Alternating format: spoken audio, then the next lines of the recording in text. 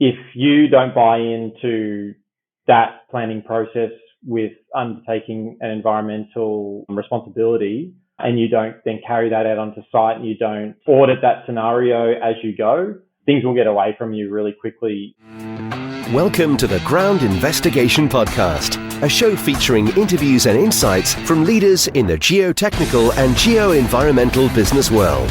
Join host Michael Taylor as he discusses the ups and downs of running a business in the GI industry, getting geological experts to share their learnings and lessons, as well as their plans for the future, highlighting what they think will improve the ground investigation industry moving forward. Now, here is your host, Michael Taylor. Hello listeners, join us on the Ground Investigation Podcast as we delve into the depths with Hamish Henderson, a geotechnical wizard who is more familiar with Earth's interior than most are with their own neighbours. Starting in a laboratory soil and rock testing and becoming an engineering geologist, he is now working in mine tailings and wastewater management. Hamish's career has been a thrilling expedition for layers of rock and soil. Expect a conversation packed with insight and a bit of earth-moving charm as we explore what it takes to keep our ground solid and our buildings standing. Hamish, welcome to the show. Thank you for having me, Michael. It's excellent to be on here. We'll just dive straight into it. What are the key steps for the standard ground investigation process? Basically, we in Australia we have the geotechnical site investigation standard, which we pretty much base all our investigations and things off. It's called AS 1726, and the latest update was 2017, which was a pretty big update for us. So that is the basis for which we approach our investigations. And then, of course, each consultancy that you might be with, or if you're with a mine or something like that, you'll go through your steps that is maybe governed by that particular business. The main areas that I've found that would be considered the key steps would have to be the pre-investigation data collection. You can basically almost build a geological model from that scenario if you've got enough data to be able to draw off. Might be historical data from the site or something like that. I think it's a key step because it enables you to almost be able to, if you've got enough data, reduce the scope of your investigation, or at least provide a better insight into how you're going to approach that investigation. With planning in mind, another key step that I've found is a huge, a hugely beneficial approach to sort of getting an investigation started in the planning phase is to have, a pre-investigation site walkover by your number one. If let's just say, for example, you're doing a drilling investigation, having your driller coming to site with you as the supervisor of the investigation, having potentially one of your geotechnical engineers or senior engineering geologists coming to site, also with the site owner, has a huge impact in how you approach it. The driller can give insights into where locations might not be, right for his drilling. The idea of where our drilling locations might be, the site owner can give insight into, some extra environmental controls that we might need to consider. So that initial walkover, I have found, is something that has greatly provided a huge amount of information before even getting there. So yeah, I'd say that the pre-planning is the absolute key to being able to embark on a really successful investigation. Yeah. The driller, is that a normal thing that you guys, because obviously it would take a bit of time to get the driller away, and you can't just do it from the office because obviously what can be created which are not known until you get there on site. So is that a normal routine for you guys to get the drillers out on site beforehand? Look, location and the remoteness of the site definitely play into being able to, have that nice to have situation of getting your investigation, completely where you want it and being able to control it as much as you can. I've been very lucky to have drillers that will go out of their way to drive to remote sites prior to the investigation in their own time, and maybe just, charging a low rate for the day just to go out and actually look at the sites. When you have those good drillers that understand how important that initial walkover is, a lot of the time, if they're an owner operator, there's more of their, I guess, buy-in to how the investigation's going to go. So it's in their best interest kind of thing. By no means was it ever mandated or anything like that, but it was a nice to have. And if it could happen like that, yeah, we always found that it was a beneficial thing to try and undertake. Yeah. How do you determine the scope of a ground investigation for a new project? In Australia specifically, a lot of the time, if we're going to be embarking on a rail or road or civil infrastructure investigation, one of those entities might have their own standard that you have to abide by. Say, for example, for Queensland main roads, the prerequisites for how the investigation is carried out, how close to existing infrastructure you need to drill to get that accurate data is all detailed in their own standard. That ends up, when you have to go through that process and you work with your client, that can end up sort of shaping the scope and the methodology of how you actually need to undertake the investigation. Of course, major factors include, design intent, client-based needs. Budget factors are always a huge part of developing the scope. I'd say that if you have the budget pretty much pre-planned out and you have a relatively sort of simple investigation, a almost templated scope can be created just through having done that sort of work time and time again. You will have a scope sort of pretty much understood before you even get out there. But anything that's a specialized scope that is needed is just like a to and fro with the client, and then obviously you're collaborating with your own experienced sort of geotech engineers and engineering geologists to better shape that scope and methodology to being able to apply the best methods for the information that's needed. What software tools do you find the most useful in analysing ground investigation data? I've had the brief experience with some geological modelling software, mainly Leapfrog, which was really great to see in the hands of the people that could use it very well. That was a key bit of modelling software that we were able to input all our geological sort of maybe mapping data. If you were doing geological mapping, you can plot your drill holes and things like that to see how they're sort of intersecting the different layers that you're targeting, and being able to represent that three-dimensionally, is second to none, really. Like that is, I have a huge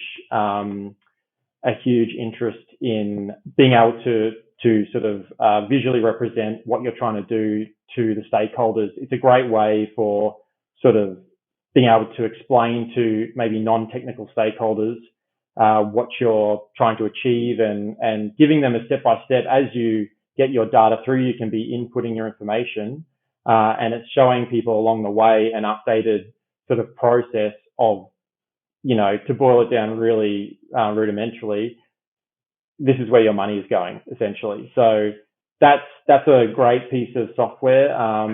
Also, a similar one is Vulcan, which is mainly used in mining, but it's a similar one, but it's probably used more in the geological modelling space for faults and things like that, and also your ore bodies. Modelling software is fantastic. Do you use Micromine? Is that a thing? I thought I used Micromine at university for the drilling. I might be getting it wrong, because it's quite a popular one, I believe. It's to show the drilling, essentially, the part of land in how kind of intersects like an ore body specifically. It's not really geotechnical. It's more, a bit more pure geology, finding an ore body and that sort of thing.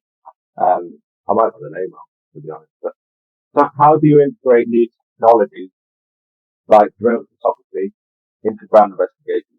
Yeah, again, I was lucky enough to go through the process of geological mapping, on handmade sheets with, the 5 by 5 meter sort of grid squares and things like that, where you'd take that empty sheet out into the field and set up your grids actually on the ground and map in those sort of ways with a tape measure and getting all your significant defects mapped onto your page. But bringing drone photography for high resolution photos was such a brilliant game changer as far as geological mapping goes. Having that high resolution photo where you could then overlay your grid squares and things like that onto it, just purely for being able to locate when you're on the ground specific locations where you are, to be able to transfer that onto your mapping was pretty much next level. That was excellent. It's a kind of great way you can go next level with drone, and comparatively to other things, it's relatively quite cheap, isn't it? Just to have a drone, depending on what instruments you might have. I mean, you can obviously go to a different level where it costs tens of thousands of pounds because of the stuff they have on them.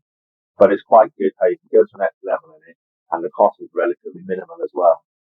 Definitely. Being able to have a drone, in the mines, you have to get your drone flying sort of license, which is fair, but it's a little less.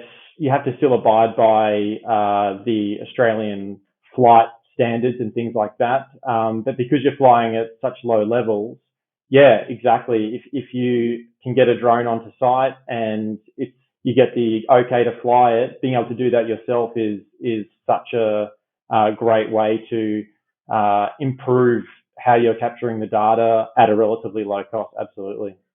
So you're talking about geological models a moment ago. How do you ensure the accuracy of the geological model?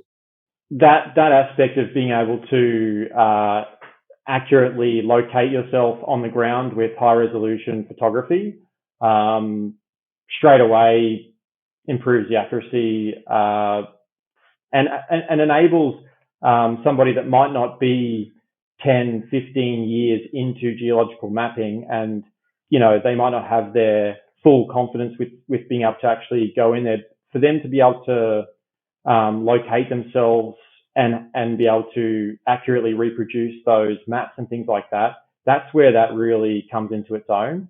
The review process also, with taking those models and things like that, or those hand markups from the field, whether it be drilling logs or any of that data that you capture out there, having like a decent review period and having the senior people to review them and putting quite a lot of emphasis on that, going through that process. It's also a budgetary drawdown, I guess, as well, having senior people in a consultancy to be able to review those things. But it's pretty much that's how you are able to sort of take away a lot of the noise out of your data capture and hone in on the things that are important for design intent or what the client really needs. So yeah, pairing those technologies like drone photography with a pretty stringent review process is probably the best ways that I've seen where your data accuracy is greatly heightened. Yeah. Okay, so slightly different question on this one. So can you explain the process and significance of installing instruments such as the piezometers during investigations, and what kind of things that they can tell us as engineering geologists? The instruments that I've had the most experience with installing are like standpipe piezometers to measure relative water level, vibrating wire piezometers, as well as inclinometers and things like that. I guess they have their challenges, installing instruments that need that are going to provide you with data for design or ongoing safety, let's say, of a dam structure or a tailing structure. Installing that underground without being able to see it has its challenges. I guess having, the experienced personnel to undertake those is probably one of the biggest things. Having a driller that just knows the process, is able to prepare the hole properly, for those installations. They're probably the biggest areas that I'd say help in the installation of those. Mostly I deal with VWPs, which are the vibrating wire piezometers, and standpipe piezometers these days in tailings and water dams. You're trying to monitor phreatic water level within those structures.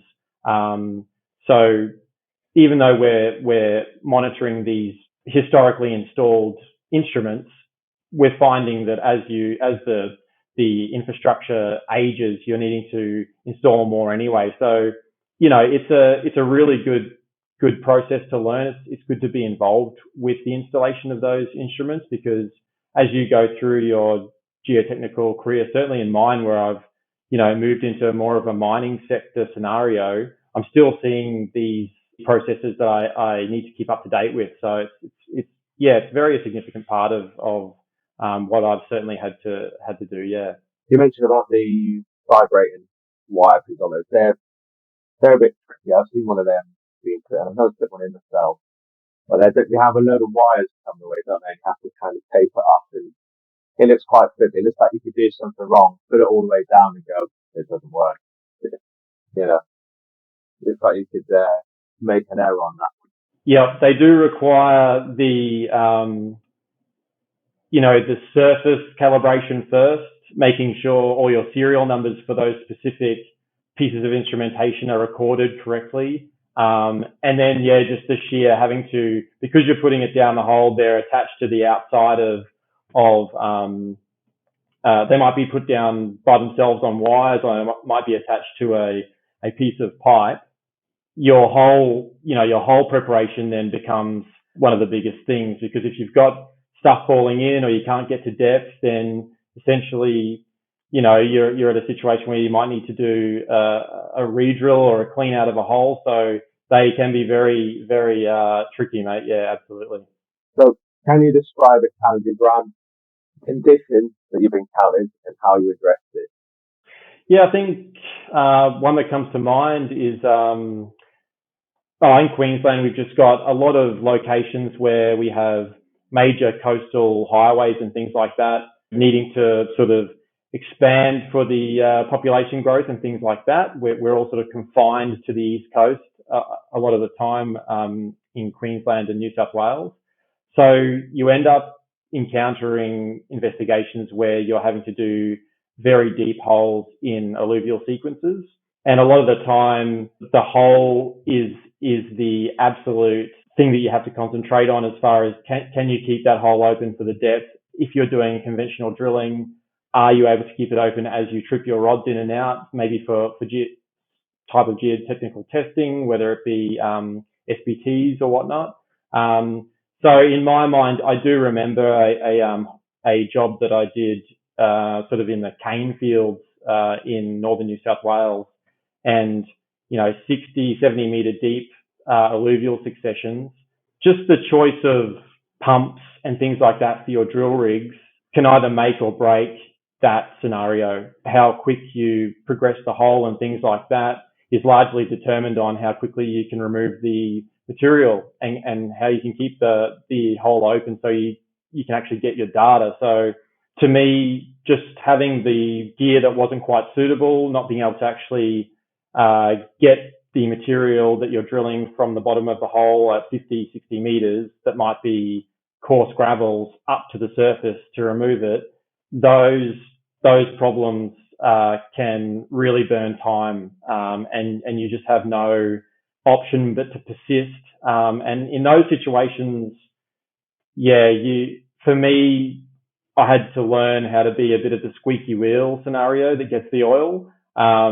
If you keep raising it to your management or one-ups, it's going to get addressed eventually. But if you don't it's just going to be a compounding effect down the line.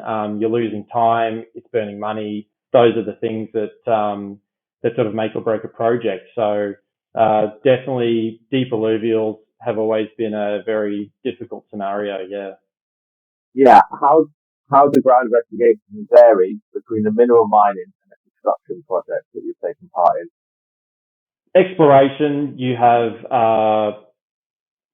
dedicated campaigns with their own teams and their own drill crews and everything like that. Probably closer to a UK sort of civil engineering scenario where you have a field manager or a central person that sort of instructs the campaign as you go. You try with exploration drilling, you're economically trying to drill as many holes as you can. So you're trying to provide a not only ore deposit interpretation for the geologists that use it in Vulcan and those sorts of modeling softwares to get your future mining scenario up to date, which can be up to 3 years ahead of where you actually are. Yeah, you're basically throwing a lot of money, big rigs, and dedicated crews that go out there and beautifully sort of organize your locations for you ahead of time. Even in the downtimes when the drillers aren't there, that sort of stuff's happening in the background. So you're turning up to these great locations, and you're having long periods of time doing these jobs in these materials that you know how to drill. On the civil side, they're very ad hoc. The investigation is for a very specific client need. So you're encountering different locations, different materials, all the time with very small budgets and things like that. You have the urban sort of scenario with the civil construction investigations that provide their own massive problems with services and things like that within the urban setting. So I'd say that those are the two, probably the budget requirements for both end up sort of determining the difference really. You've got a lot of sort of time and money to use in exploration, whereas you do not have that with the civil sector. Yeah. So how do you handle unexpected findings or obstacles during the investigation? Having that experienced network that you might have back in the office to be able to lean on is probably the most beneficial thing when dealing with sort of unexpected findings out in the field. Being able to sort advice and things like that, especially as you're coming up within your sort of geotech career, you hope to be able to hold on to those pieces of advice that you're given on how to go forward with particular scenarios.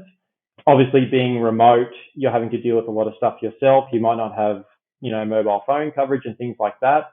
I think that also feeds into, building a rapport within the industry with drillers or operators and things like that. Understanding people's experience and things.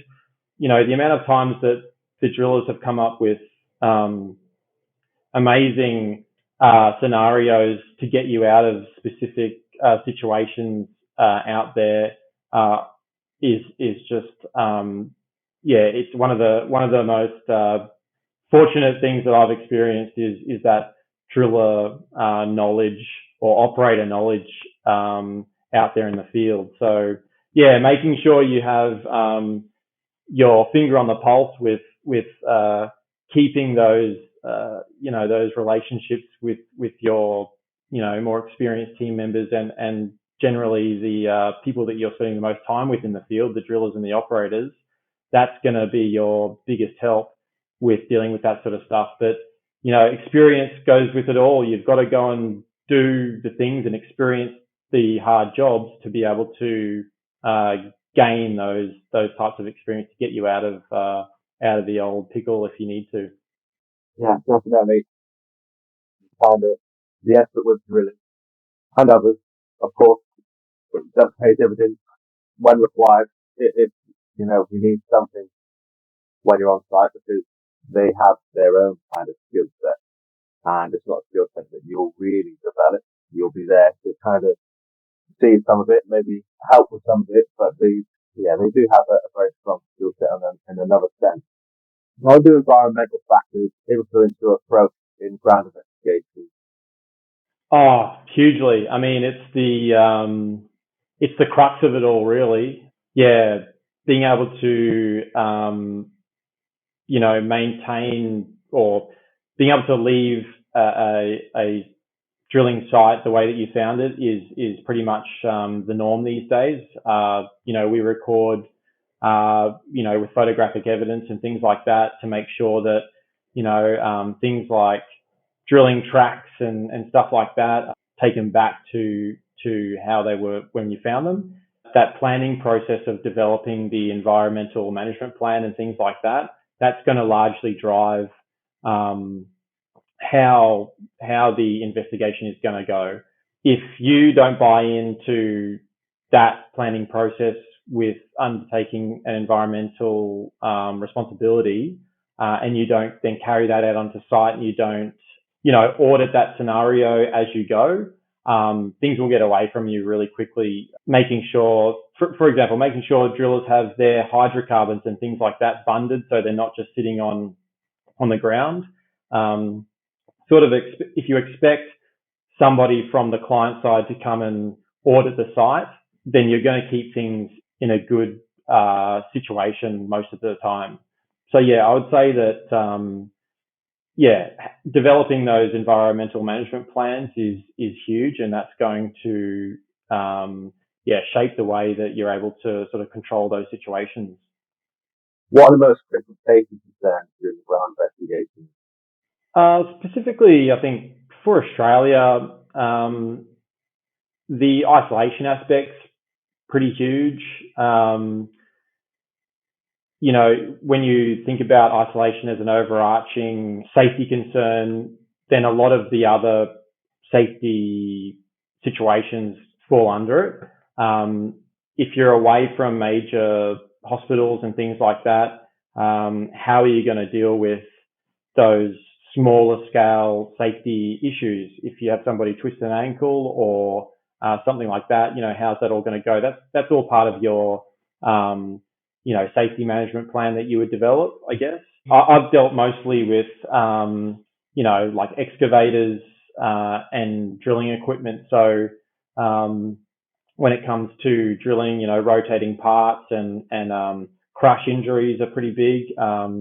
Making sure your sites are set up well so that you're not getting people, tripping over and hurting ankles and knees and things like that. I suppose another major part of it that I've experienced in the industry is the mental health aspect as well.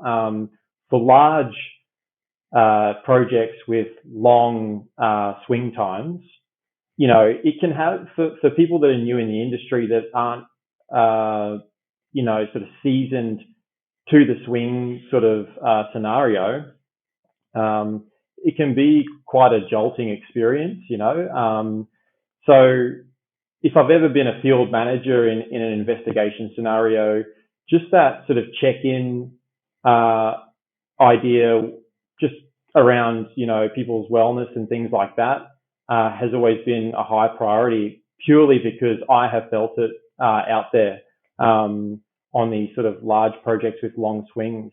So, and it's something that is, even though it's prominent in the industry to think about the mental health aspect, sometimes it doesn't come straight to mind. The physical injuries are probably the first things that come to mind.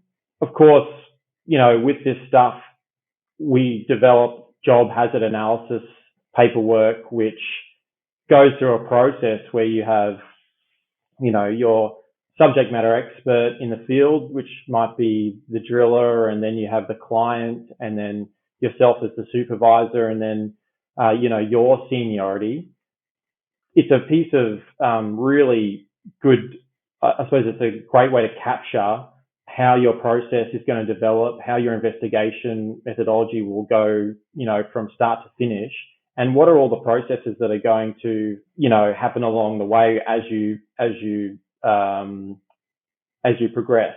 So being able to highlight the hazards and then the solutions to reduce, the controls to reduce those hazards, it's, I think, an invaluable way to, prevent a lot of those little things from happening out in the field that can sort of potentially wind up a job. So yeah, the ability to be very familiar and be able to develop those job hazard analysis, it's a very good skill to have. Yeah.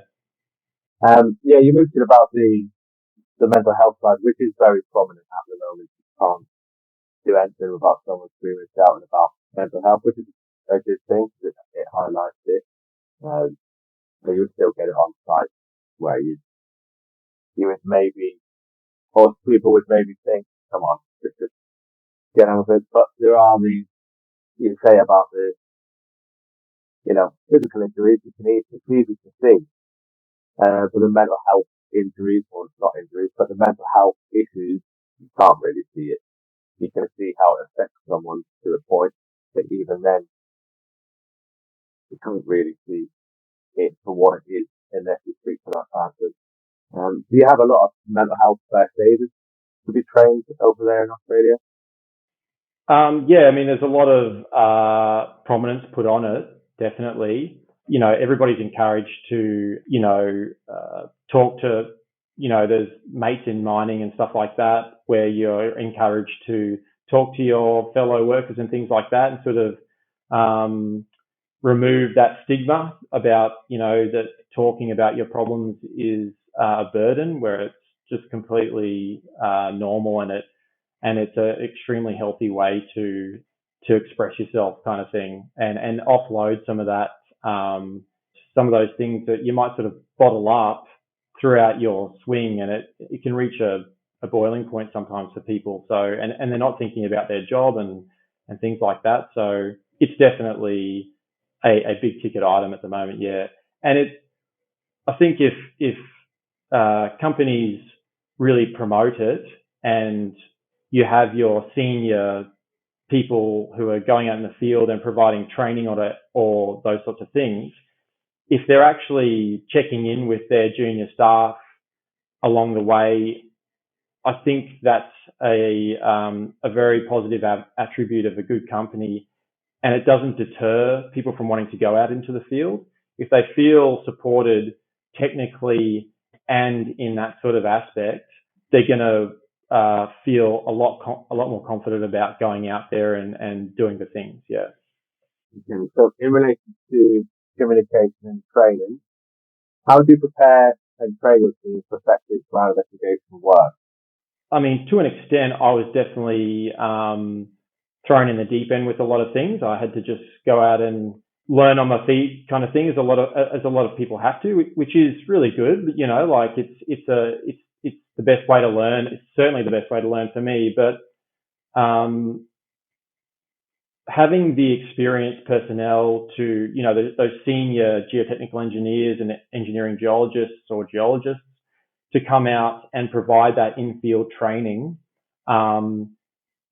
that to me, I've just seen the most positive outcomes from doing those sorts of situations. Yeah. Being a person who has had that seniority come out and help me in the field and sort of hone and tweak my, time management in my investigations, but also being the person of that seniority going out there and just listening and watching and seeing how they do things. And then in a purely professional sense, where it comes from a place of sort of wanting to develop the individual, being able to explain to them certain ways that might help them. That one-on-one situation in the field, when you're actually doing the investigation, you have those time pressures, you have the environmental aspect of things happening around you. I think as far as development, that just, it goes such a long way. People respond really well to it.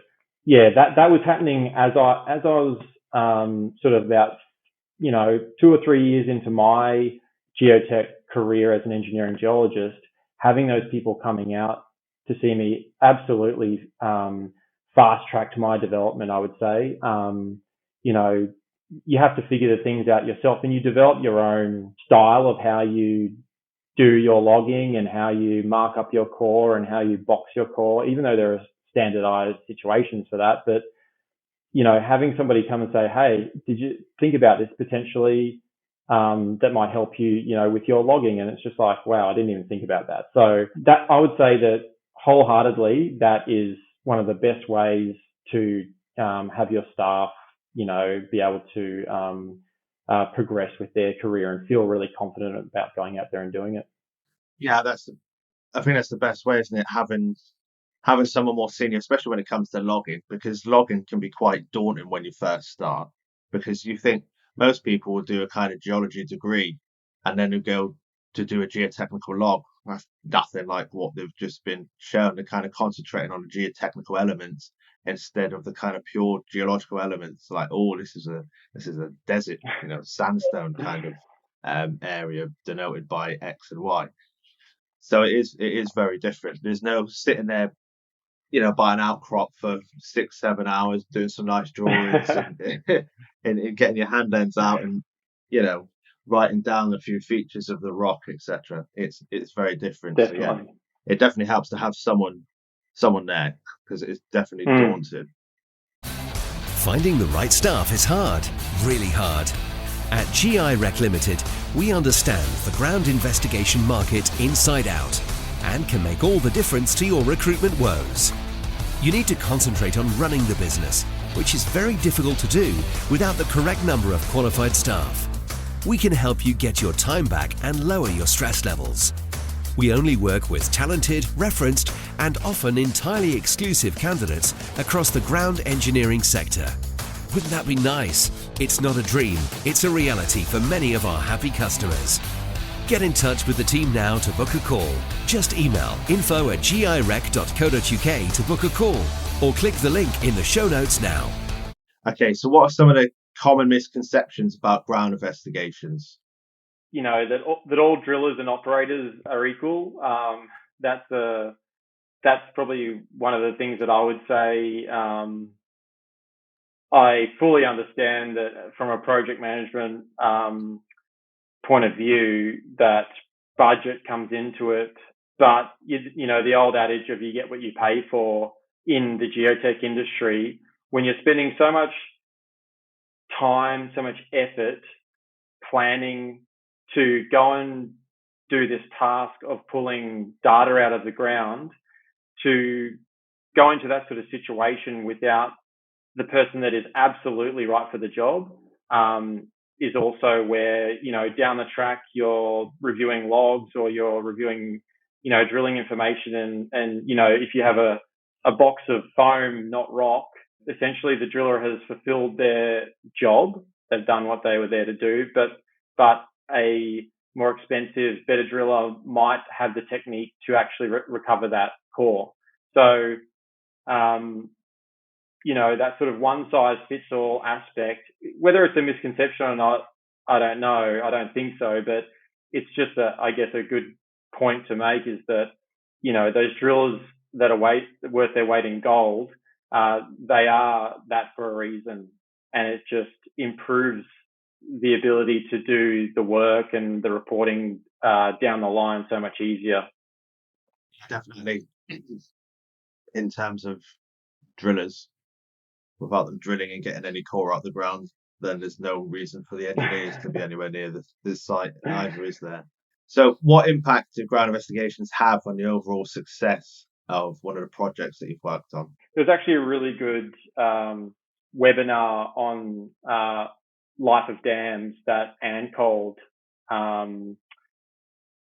which is the Australian Committee of Large Dams here in Australia, they put on webinars now and then, and one particular one just recently had two very senior and specialist dams, an engineering geologist and a geotechnical engineer, And one of them basically highlighted, with like a project management Gantt chart, the project, which was 4 years and is actually still ongoing, the percentage of the investigation compared to the planning and post-investigation phases was very, very stark. Yes, you're going to get the information to essentially prove, a potential geological model that might be being developed in the planning phase. You're going to sort of do that proof of concept kind of thing. But in those very large scale projects, although the investigation is required throughout the life cycle of the project, it's such a small portion of it. I guess it's not to take away from the fact that it's very important. It's just that it was a really good indication that how much, I guess, awareness should be put on that planning phase, how important it is to be able to go and do your investigation in a much more accurate way. With the small scale projects, the investigation is everything pretty much. It makes up a large portion of the budget and the time spent.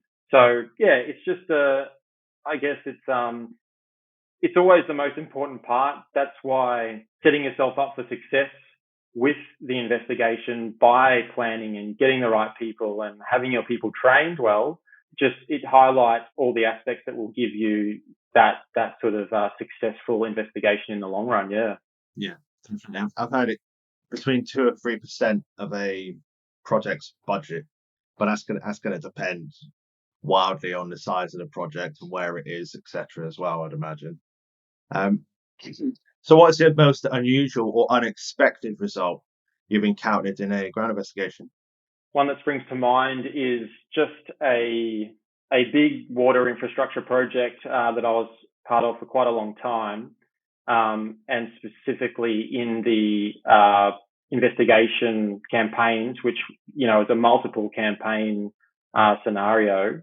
The planning for it, the models that were produced from the information that we were getting, the very targeted testing, downhole testing, packer testing or Lujon testing that we were doing, it was giving us an excellent. It was basically creating an excellent, not only geological but geotechnical model going into the construction phase. So we approached it as you would with anything. You try and go and get within the budget that you have, try and get the most amount of information that you can. And it just turned out that the geological situation, as it developed, as construction proceeded and we started preparing the foundation for construction, the geology was hugely anomalous to what we thought that we had. And it just has, modeling rework costs associated with it, time costs, that reputational thing as well, I suppose, that you haven't done enough work coming up, in the investigation phase, which it was quite an anomalous geological situation that sort of resulted in your could we have done more in the investigation? It's like, retrospectively looking in with that beautiful hindsight, of course, more holes, the better. But in a situation where you don't know any better, you go and just do what you know. You provide a very tight model and you go into construction with that. So yeah, that was quite a it was just quite shocking to see how different the geology was in the scenario. Yeah. So in relation to kind of your career aspirations then, so how has the field of ground investigations evolved during your career? Having been out of it for a while, for a couple of years, and being on the client side these days, the sort of driller owner operator scenarios has reduced quite a lot. You're getting, where once you had these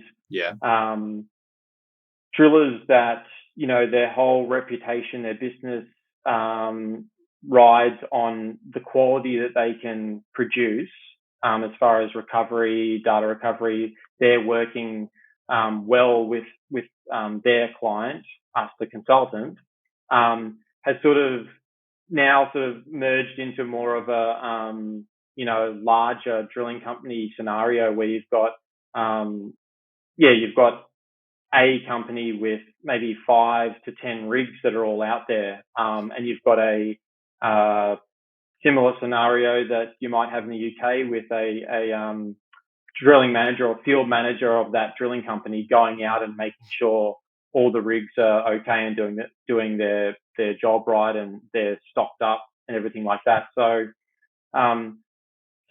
what's the difference? I suppose I would say, not to talk down to it, but when you have the owner-operator scenario, you have that level of care, and they want to provide the best possible information for you. So, I guess it's just you have to mold with it and be flexible, and also understand that it is a changing environment. You have to plan for that. So, getting to know your drilling companies, talking with them a lot, and understanding how they operate, and building a rapport like you would with the owner operator scenario.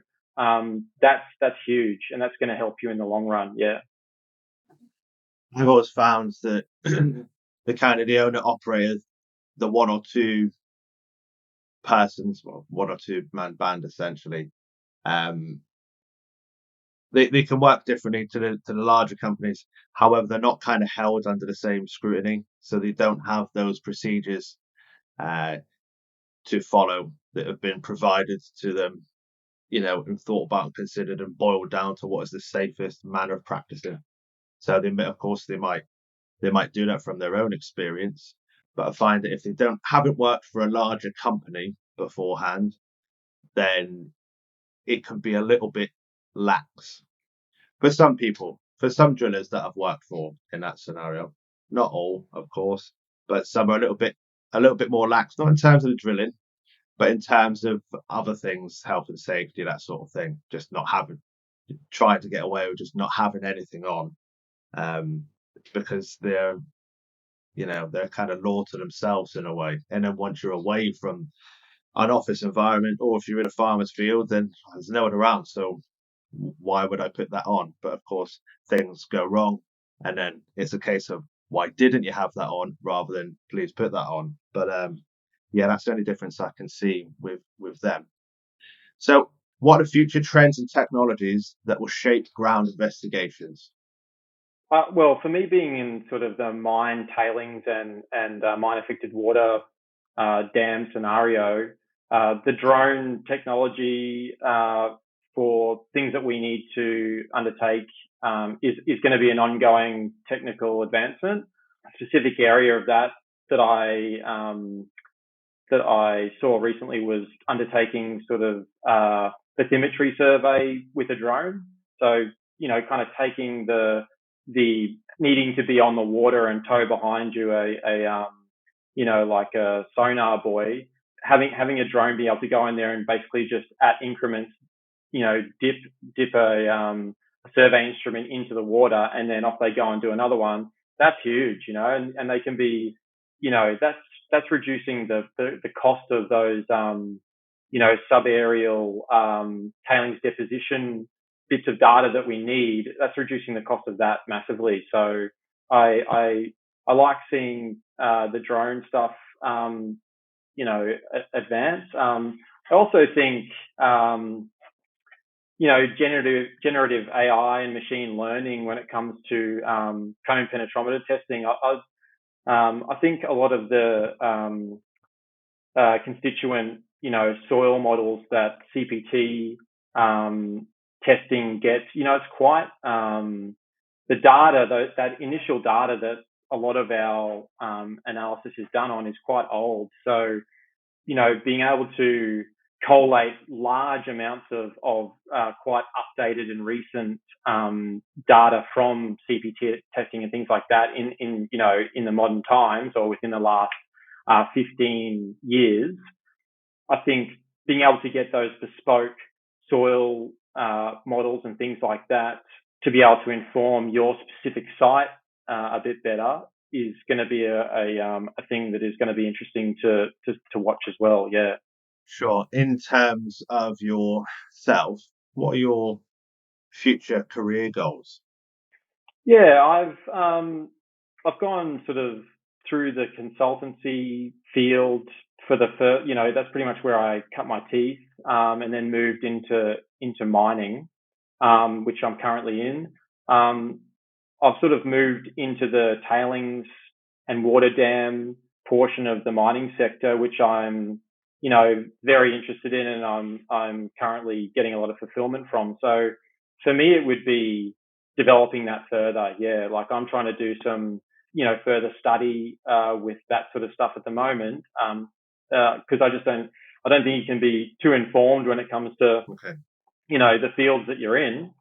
I think that in tailings, especially with the tailings failures that have happened overseas, and where a lot of our updates to our infrastructures standards are coming from, that's going to be an ongoing scenario for the mining sector, and to be able to you know be in that sort of modern age with that all ahead of me. That's where I want to try and develop, in the near future. So yeah, I'm very excited to sort of continue on with that, the tailings side of things in the mining sector. Yeah, And what's the best career advice that you've ever received? saying yes to those opportunities that might seem quite uncomfortable for you. I was definitely in a sort of pretty comfortable stage, through in the consulting sort of area, and to be given an opportunity and to move out of that, was a bit of a scary thing for me, because it was the first instance of this career that I had, was going into the engineering geology, and the ground investigations and things like that. And to move out of that and take on some really big responsibilities in the mining sector was very uncomfortable for me. And it's been met with different degrees of success for me, which is all part of it too. But I'd say that being able to take those opportunities and sort of get a bit uncomfortable out there if you want to progress a bit more and develop is the way to go. Yeah, 100%. What's the importance of geotechnical testing in your projects? Huge importance, I would say. I was really lucky to be drilling on a very specialized 2 kilometer deep hole on a project that I was on, and being able to experience, in situ rock strength testing down hole showed me I guess, how much of a specialized industry, not only were we already in, but those people coming along just to do that testing, really was, and the sort of painstaking time and effort you have to spend to get really good, accurate data.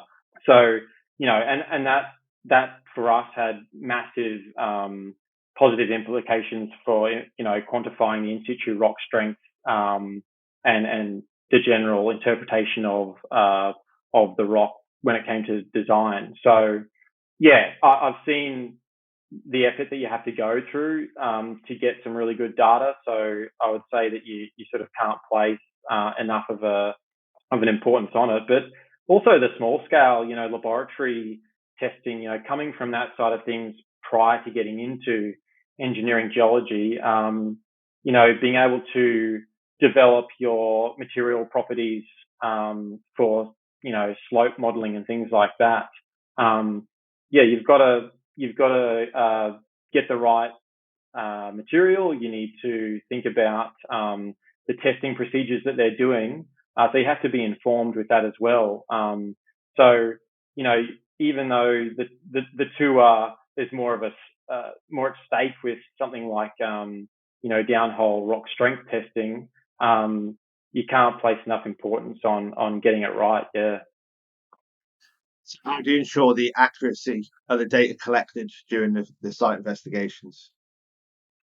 I think a big part of that is being able to collaborate with your sort of experienced senior people that you might be working with when it comes to, the geotechnical engineers and geologists. Trying to think about the best preservation of your data is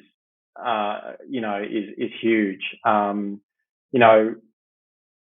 Usually you have a standardized way that you collect and keep your data, and then how you present it. But those sorts of questions of the lessons learned that need to be taken on board about previous lost data scenarios. Again, am I undertaking the right laboratory testing? Am I spending the money on the right things to give us the right information? At the end of the day, that's going to be having that review process with your higher ups or your more experienced personnel. That's going to mean a lot for the design in the end. I guess if you're approaching each investigation understanding the implications of not utilizing the time and money properly, i.e., if you're thinking that you can re-drill this scenario again, you're obviously sort of not thinking in the right terms of how an investigation needs to go. If you understand that this is a very specialized situation, we can't come back and do this again. So we need to get the best data that we possibly can in the right amount of time and with the right money spent this one time. If you understand that, then you sort of don't take your time for granted, and you also, keep your finger on the pulse when it comes to the quality of material, of data that you're getting out of the drill hole or out of the test pit or what have you. So, yeah. So, what would you change about ground investigations if you could? Probably not what I would change, but I think from when I sort of was about halfway into my consulting journey as an engineering geologist, just seeing that the ability to bring those senior people out into the field, that was starting to get a bit more traction, and we were, actually allowing budget for things like that to happen. Whereas previously, it was not thought about, but it was extremely difficult to get a person that was worth $250, $300 an hour to come out and basically just give like a day's worth of training. When I was sort of halfway through and towards the time that I left, utilizing those local projects where somebody doesn't have to travel too far, like a senior geotech or engineering geologist could potentially come out for half a day or something like that, drive their car out and just provide that little bit of insight into the process. That's what I loved seeing, and that's what helped me so much. So I would try and in turn try to give that back as well. So yeah, I think the continuation of that, and if consultancies and things like that are considering those maybe additions to how they develop their staff, that's a really good thing in my opinion. Yeah. Sure. Okay. So how do you manage the logistics and resources for a large scale ground investigation? Yeah, I guess the team support is just huge. If again, like the collaboration with those people in your organization that are the subject matter experts on specific areas, you a lot of the time as maybe a field manager or as a supervisor, you're trying to you're getting bogged down in those trying to figure out all the solutions yourself, but being able to freely open up that support network and get that help is going to massively help your planning process. And I think, just the general time spent with planning these scenarios is huge.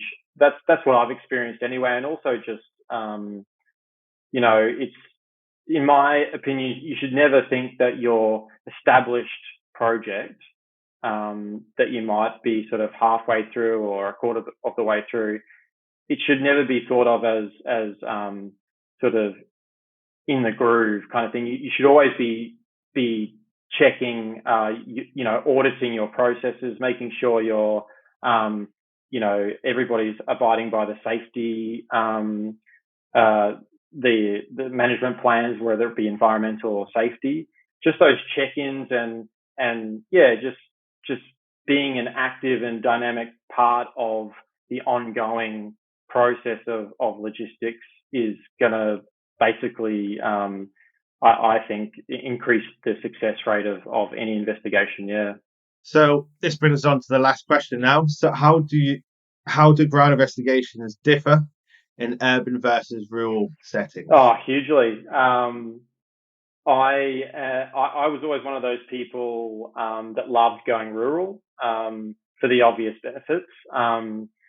It's such a nice, especially like outback Australia, like, I don't know, my phone is just filled with sunset photos and like, it's a really nice place to be in those sort of scenarios. Plus the added benefit of not having those outside factors of, high traffic and being so, on display to the public and things like that. They come with their own challenges, I guess. The rural setting requires that planning, requires, probably more experienced personnel when it comes to, sending someone out there and having to potentially figure out their own solutions to some big problems. I guess conversely, the urban setting, you've got like the services issues. I guess you have to be extremely careful in a city. Yeah.